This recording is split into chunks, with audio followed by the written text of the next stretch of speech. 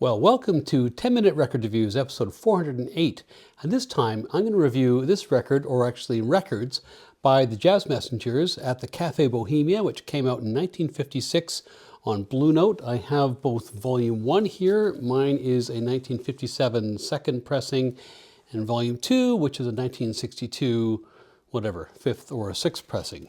This second pressing is kind of fun because it's one of my only Blue Notes with a much sought-after Lexington label. So the Jazz Messengers emerged as a collective combo in the mid-1950s, co-led by the drummer Art Blakey and the pianist and composer Horace Silver. And given that the Jazz Messengers are considered to be the original archetypal hard bop band, this is pretty much by definition a pair of albums of undiluted, tariff-free hard bop. They're both drawn from a performance at the Cafe Bohemia in Greenwich Village in late 1955, just as the band was about to start disintegrating, but there is no sense of disintegration on these records. Instead, what you get is well over an hour of engaging, varied, virtuoso performances from this remarkable band in what was a defining year in the emergence of hard bop. Previously in this channel, I've discussed a quintet that Art Blakey had with the trumpeter Clifford Brown, which made some wonderful recordings at Birdland in February 1954. And although that group featured both Art Blakey and Horace Silver, it wasn't called the Jazz Messengers, but rather the Art Blakey Quintet. The musicians on the date were Blakey, Silver, Clifford Brown, plus the bassist Curly Russell and the alto sax player Lou Donaldson. As you can hear from those recordings, that band was a great band in its own right, but they barely played together again after they made those records.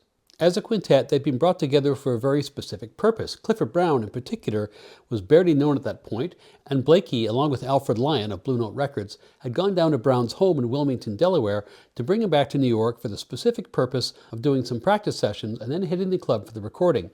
They'd also recruited Silver, Donaldson, and Russell, and that particular band only stayed together for about 3 weeks. They made the Birdland recording in February, then they went to Philadelphia to play a few gigs, and after that, Clifford Brown left the band. He also left New York. He went out to Los Angeles, where he and Max Roach were about to found their famous Brown-Roach Quintet, which made such an impact in such a short time. Lou Donaldson, the alto player, similarly didn't stay long. He wanted to be a leader. Blue Note wanted to record him as a leader, and Donaldson was also a clean living kind of a guy who found Art Blakey's heroin use a little bit unsettling. So out of all this, how did the Jazz Messengers come to be? Well, in the background, in 1953-1954, Horace Silver had been making some trio records for Blue Note. When planning the next session for the fall of 1954, Lyon agrees with Silver that that session ought to be a quintet. Lyon says, "Who do you want to bring in?" And Silver says, "I'd like to bring in Hank Mobley on tenor sax, I'd like to bring in Kenny Dorham on trumpet, I'd like to bring in Doug Watkins on bass, and I'd like to stick with Art Blakey on drums." And this group, Silver, Blakey, Watkins, Dorham, and Mobley, is generally accepted as the genesis of the Jazz Messengers. The first time that group went into Rudy Van Gelder's home studio in Hackensack, New Jersey, was on November 13th, 1954, and that date resulted in the 10-inch record Horace Silver Quintet Volume 3, and another date on February 6, 1955, produced the Horace Silver Quintet Volume 4. Both of those 10-inch LPs were compiled a year later on the 12-inch LP Horace Silver and the Jazz Messengers. They adopted that name, Jazz Messengers, in early 1955 at Silver's suggestion. It had been a name which Blakey had used for a previous band that he'd led in the late 1940s. And this new band, the new Jazz Messengers, were tight, they were harmonious, and as a hard bop group, they probably only had two significant rivals at the time. The first was the aforementioned Brown-Roach Quintet, and the second was the group that Miles Davis was pulling together in the summer of 1955, which would feature the rhythm section of Philly Joe Jones, Red Garland, and Paul Chambers, as well as Sonny Rollins, but he was soon replaced by John Coltrane.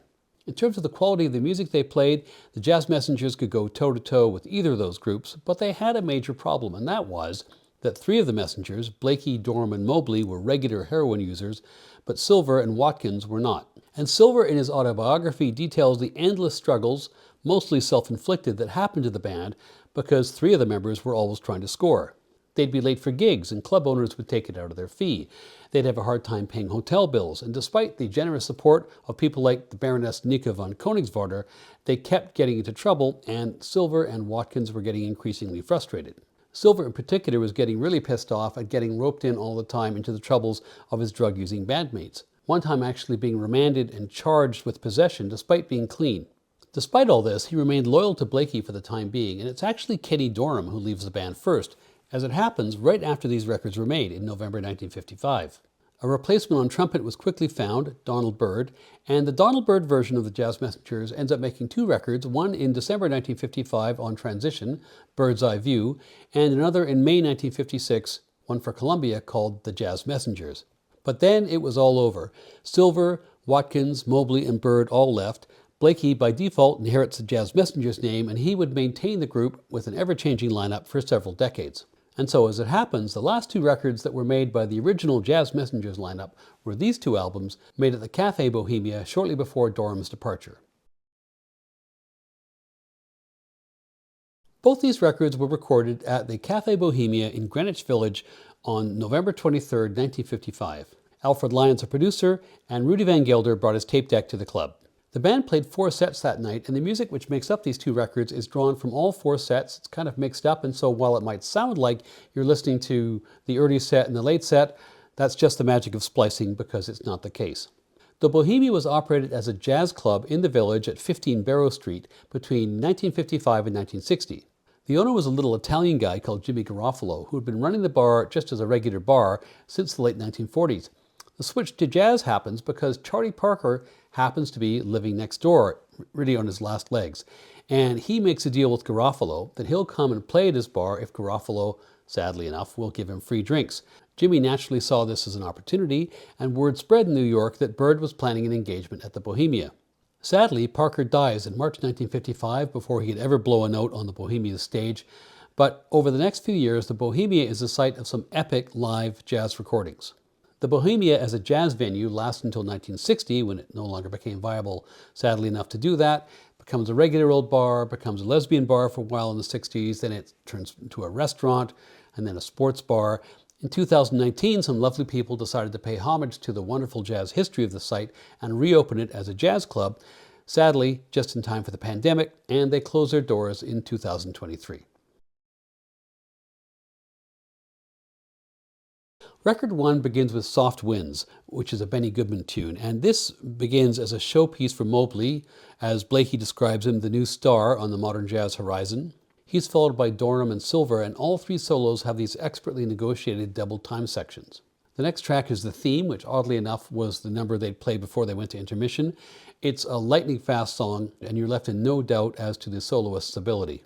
Miner's Holiday starts with a drum intro from Blakey, but Dorham is basically the feature, and he has some descending runs around 1 minute 30, which will just blow your mind. Alone Together is the soul ballad on Volume 1. It's a feature from Mobley. It's just gorgeous. And Volume 1 closes with Prince Albert, which also has some elements of Jerome Kern's All the Things You Are. I like this, but it's maybe the least focused of the tracks on Volume 1. Volume 2 kicks off with Sportin' Crowd by Mobley, and incidentally, all of the band-written numbers on these records are the fast tunes. The ballads are typically the standards. That's a fast-paced romp, and then they slow it down for the standard like Someone in Love. It's a lovely mid-tempo track. Silver, strangely enough, is not that prominent on these 2 records, but this is a great example of how good he is even when he's not grabbing the spotlight, because when he comps, he doesn't just comp. Next, Kenny Dorham features on the Jerome Kern ballad Yesterdays, and that's followed by Avila and Tequila, written by Hank Mobley, which is probably my favorite of all of the upbeat band-written tracks on both these records. The horns and Blakey are all great on this track, but I'm a real fan of the rock-solid riffing of Watkins and Silver. The final track is a standard, I Waited for You, which has this lovely film noir kind of a feel. Dorham's playing is exquisite, and this whole track leaves you wanting more. The abiding feeling I get from these 2 records is of being privileged to hear so much talent so finely distilled. All 5 musicians are what you might call virtuoso talents, although Silver's virtuosity has at least as much to do with his ability to knit a band together as it has to do with any pyrotechnics that you're going to hear on here. These records are very much listening music. The urgency of the bop generation is still very much here in some of these scintillating performances, particularly in the playing of Dorham.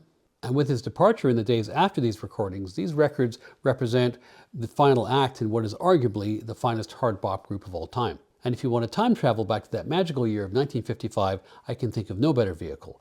And these, for me, are 4.5 out of 5 stars.